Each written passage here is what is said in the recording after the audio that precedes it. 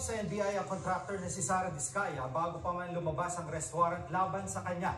Live mula sa TV5 Media Center, nangungun sa balita si News 5 anchor Edwin Gaupok. Nakapanemyo kanina sa programang Storycon, ang abogado ni Sara Diskaya. Wala pa namang warrant of arrest laban sa kanya. So ano eksaktong legal status niya ngayon? Well, Jiggy, kausap na lang kanina si Cornelio Samaniego, yung abogado ni Sara Diskaya sa programang Storycon. At pagkakadescribe niya dun sa sitwasyon ni Sara Diskaya at this particular time is para siyang visitor sa NBI.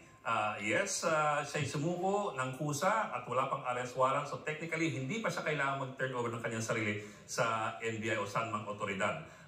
Pero nagkusa na raw sila kasi inaasahan nila na lalabas naman talaga ang arrest warrant at parang wala nang problema sa hanap-hanapan. Sumuko rin ang kanyang pamangkin si Roma Diskaya ng St. Timothy. Ngayon, anong proseso dyan? Ang inaasahan nila kahit wala pang arrest warrant, mananatili si Sara Diskaya sa NBI custody hanggang lumabas ang arrest warrant. After which, yung NBI will send a notice of service of the arrest warrant to the courts para ng korte na nasa custody nila si Sara Diskaya.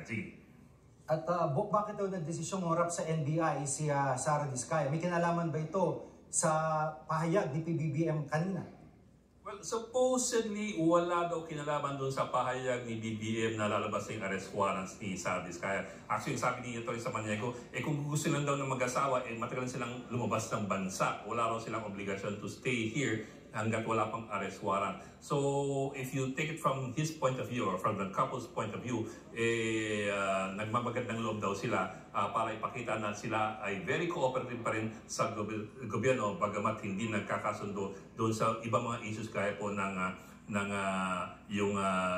pagiging state witness o bahagi ng Witness Protection Program at doon sa issue ng restitution.